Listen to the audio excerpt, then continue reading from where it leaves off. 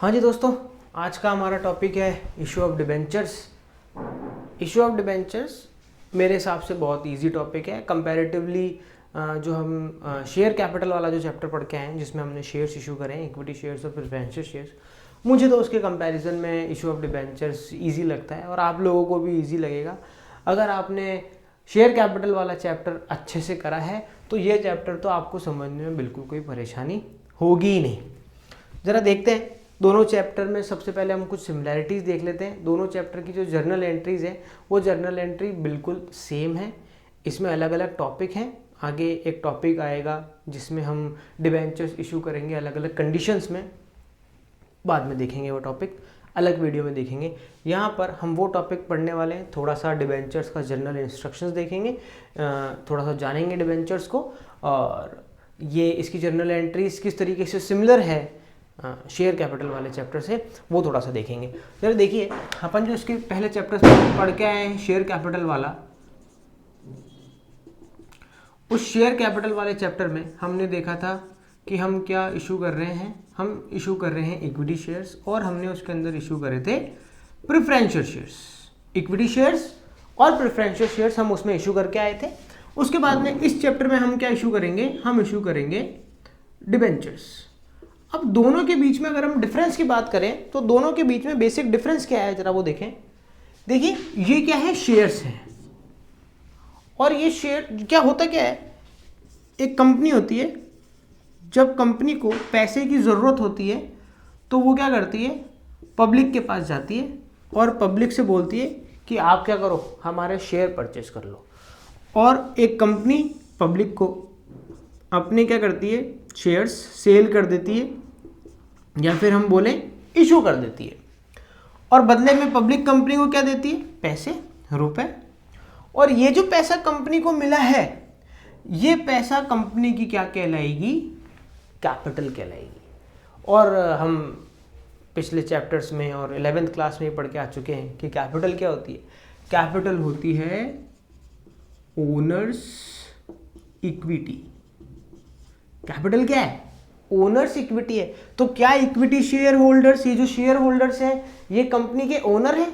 हाँ जी बिल्कुल, ये कंपनी के ओनर हैं। इन्होंने कंपनी में क्या खरीदा है, कंपनी में अपना हिस्सा खरीदा है ये शेयर्स परचेस करके, और उन्होंने जो इसके बदले में पैसा दिया है वो कंपनी की कैपिटल कहलाएगी।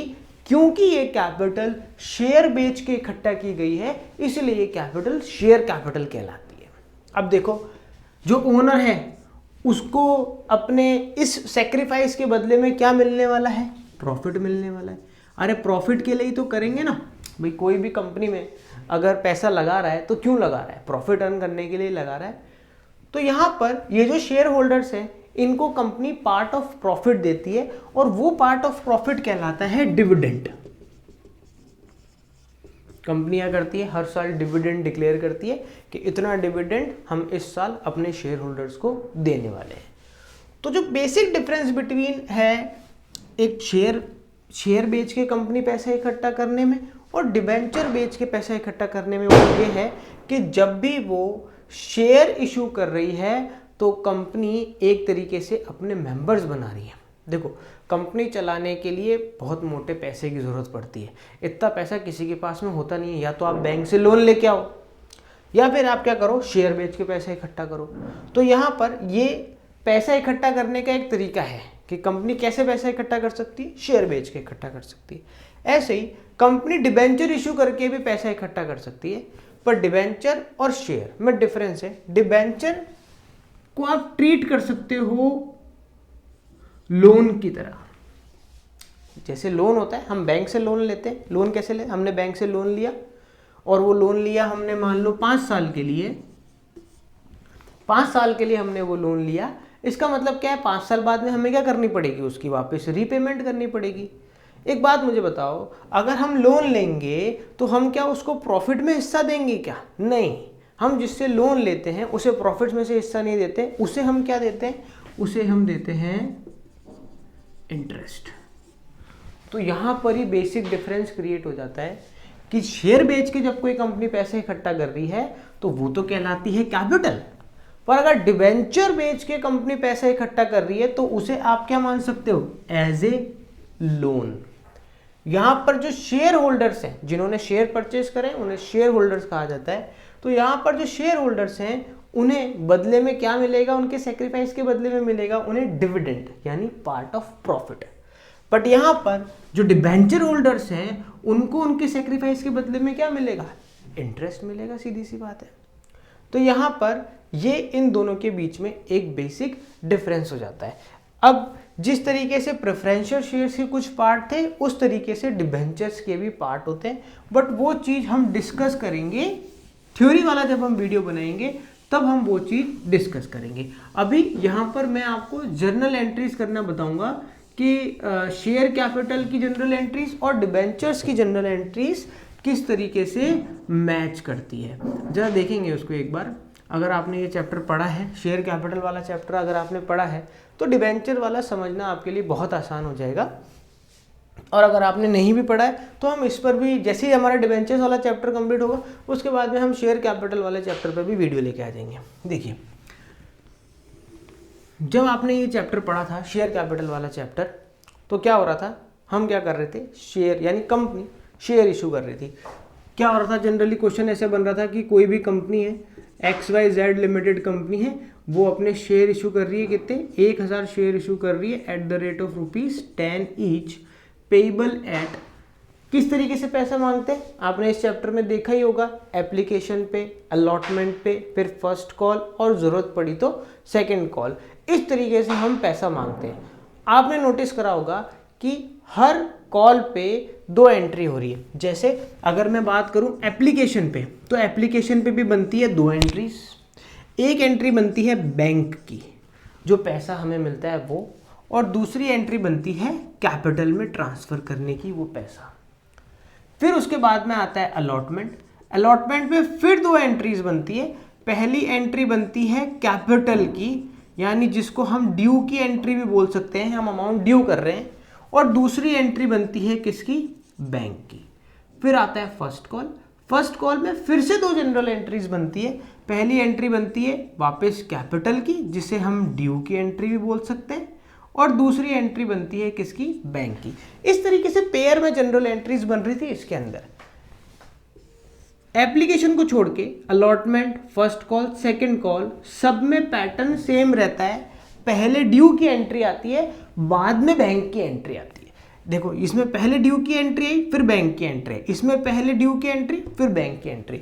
बट जो एप्लीकेशन की बात होती है उसमें पहले बैंक की एंट्री आती है और उसके बाद में किसकी, कैपिटल की एंट्री आती है। बिल्कुल यही जोड़े में जर्नल एंट्रीज बनेगी यहाँ पर डिबेंचर्स में भी। देखो जर्नल एंट्रीज कैसे बनती है, मैं आपको बताता हूँ। देखिए, यही क्वेश्चन है। अगर हम इसी क्वेश्चन के अंदर मान लें कि हम 2 रुपये मांग रहे हैं एप्लीकेशन पे, 3 रुपये मांग रहे हैं अलॉटमेंट पे, और 5 रुपीज़ मांग रहे हैं हम किस पे, फर्स्ट कॉल पे। तो देखो जर्नल एंट्री कैसे बनेगी। फर्स्ट जनरल एंट्री क्या बनेगी, फर्स्ट जनरल एंट्री बनेगी आपकी bank account debit to equity share application account. Bank account debit to equity share application amount कितना है, 1000 रुपये, हमने कितने रुपए मांगे, 2 रुपये मांगे, तो ये हो जाएगा आपका 2000 रुपीज़, और वो यहाँ पर हो जाएगा। इसके बाद में जो सेकंड जनरल एंट्री बनती है, वो सेकंड जनरल एंट्री बनती है equity share application account debit to equity share capital. ये 2000 रुपये एज इट इज ट्रांसफर हो जाएंगे आपकी कैपिटल में। अब देखिए, ये जनरल एंट्री मैं आपको डिबेंचर के टाइम पे क्यों बता रहा हूँ, क्योंकि डिबेंचर में भी यही जनरल एंट्री बन रही है, फर्क सिर्फ नाम का हो जाएगा। जैसे सेम सिमिलर क्वेश्चन है, XYZ लिमिटेड कंपनी है, वो अपने 1009% डिबेंचर्स इशू कर रही है पब्लिक में 10 रुपीज ईच के हिसाब से, और वही 2 रुपये एप्लीकेशन पे, 3 रुपये अलॉटमेंट पे, और 5 रुपीज फर्स्ट कॉल पे वो मांग रहे हैं। देखो, जब भी डिबेंचर लिखा आता है तो डिबेंचर जब भी लिखा आता है तो उसके पहले परसेंटेज लिखा होता है। जैसे ये इसके पहले 9% लिखा है, यहाँ पर ये 9% डिबेंचर, ये इस डिबेंचर का पूरा नाम है, और ये जो परसेंटेज लिखी है ये कहलाती है इसकी इंटरेस्ट रेट।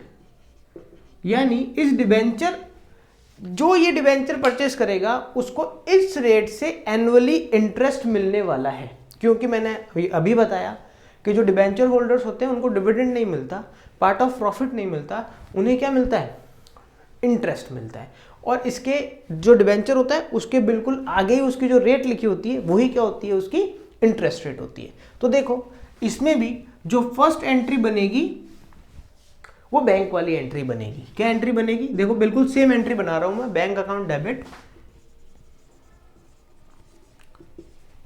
टू, यहां पर हम इक्विटी शेयर इशू कर रहे थे इसलिए इक्विटी शेयर एप्लीकेशन, यहां पर अपन डिबेंचर इशू कर रहे हैं तो यहां पर आ जाएगा डिबेंचर एप्लीकेशन अकाउंट। ठीक है, वही 1000 इंटू 2, तो ये आ जाएगा 2000 रुपीज यहां पे। ठीक है, इसके बाद में अगर हम बात करें सेकेंड एंट्री, यहां पर हमने क्या करा था, इक्विटी शेयर एप्लीकेशन डेबिट करा था टू इक्विटी शेयर कैपिटल। हम यहां पर क्या करेंगे, डिबेंचर एप्लीकेशन को डेबिट करेंगे टू, यहां पर तो हमने इक्विटी शेयर कैपिटल को डेबिट क्रेडिट करा था, क्योंकि इससे मिलने वाले पैसे को हम किस में ट्रांसफर करते हैं, कैपिटल में। बट ये जो पैसा है वो कैपिटल में नहीं जाएगा, ये जाएगा इस पर्टिकुलर डिबेंचर अकाउंट में। ये कौन सा डिबेंचर है, ये 9% डिबेंचर है, इसलिए जाएगा टू 9% डिबेंचर अकाउंट, और उसमें पैसा चल जाएगा 2000 रुपये। देखो ये जर्नल एंट्री और ये जर्नल एंट्री बिल्कुल सेम है, सिर्फ मैंने नाम चेंज करे हैं, जर्नल एंट्री करने का तरीका बिल्कुल वही है। ये बात खत्म होती है हमारी एप्लीकेशन की, बात खत्म हो रही है यहाँ पर।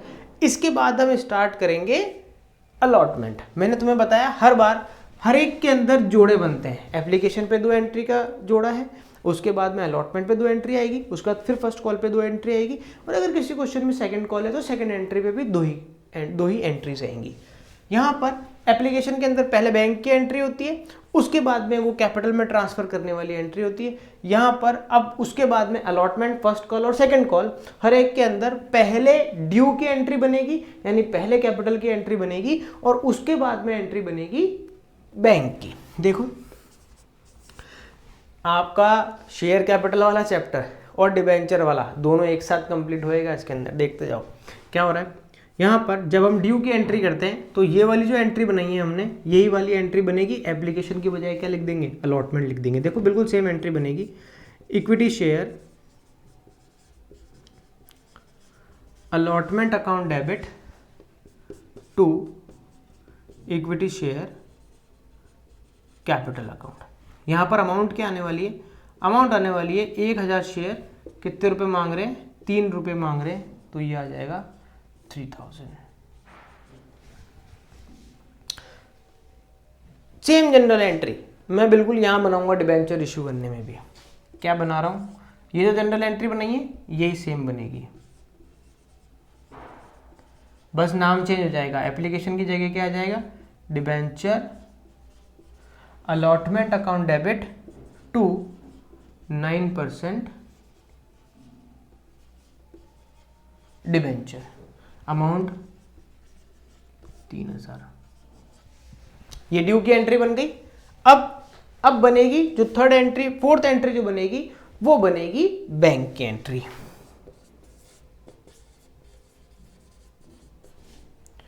Bank account debit to equity share, किसका पैसा मिला है, अलॉटमेंट का, to equity share allotment account, और हम यहां पे लिख देंगे 3000 रुपये और 3000 रुपये।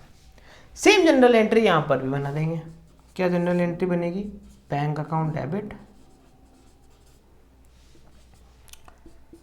टू डिबेंचर अलॉटमेंट अकाउंट 3000 रुपये। बिल्कुल सेम एंट्री है। देखो इसमें पहले बैंक की एंट्री फिर कैपिटल की एंट्री, इसमें पहले कैपिटल की एंट्री फिर बैंक की एंट्री। इसके बाद में जब हम फर्स्ट कॉल मांगेंगे तब फर्स्ट कॉल में भी हम क्या करेंगे, पहले कैपिटल की एंट्री करेंगे, उसके बाद में किसकी एंट्री करेंगे, बैंक वाली। यहाँ पर भी वही होगा, पहले डिबेंचर की एंट्री करेंगे और उसके बाद में उसकी रिसीव होने वाली बैंक की एंट्री करेंगे। इस तरीके से इसकी जर्नल एंट्रीज बनती जाएगी। जब हम आगे फर्स्ट कॉल मांगेंगे तो फर्स्ट कॉल में हम बोर्ड में, अब यहाँ जगह नहीं है तो मैं आपको ऐसे ही बता देता हूँ। जब हम इसकी जनरल एंट्री करेंगे, फर्स्ट कॉल की जब जनरल एंट्री करेंगे तो पहली जनरल एंट्री क्या की करेंगे, ड्यू की करेंगे। डिबेंचर्स में बताता हूँ, सबसे पहले आपको क्या जनरल एंट्री करेंगे, डिबेंचर लिख देता हूँ, लिख ही देता हूँ।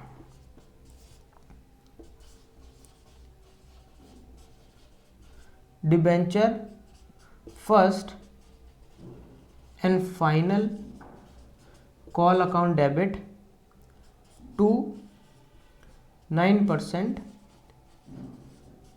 डिबेंचर, और यहाँ पर अमाउंट आ जाएगी आपकी 5000, क्योंकि हम फर्स्ट कॉल पे कितना मांग रहे हैं, 5000। ये हमने क्या करा, ड्यू करा। इसके बाद में हमें पैसा मिलेगा तब हम एंट्री करेंगे bank account debit to debenture first and final call. इस तरीके से ये जो हमारी जो बेसिक एंट्रीज हैं डिबेंचर्स की, वो बेसिक एंट्रीज कंप्लीट होती हैं। बट मैं यहाँ पर आपको कुछ बताना चाहता हूँ। जनरली इस वाले पार्ट से क्वेश्चंस आने की प्रोबेबिलिटी थोड़ी कम होती है, क्योंकि आप देख रहे हो ना ये दोनों सिमिलर सी चीज़ें हैं। तो जनरली जो क्वेश्चन आता है बोर्ड के अंदर शेयर इशू करने वाला, वो शेयर इशू करने वाला क्वेश्चन आता है कंपनी वाले क्वेश्चन में से।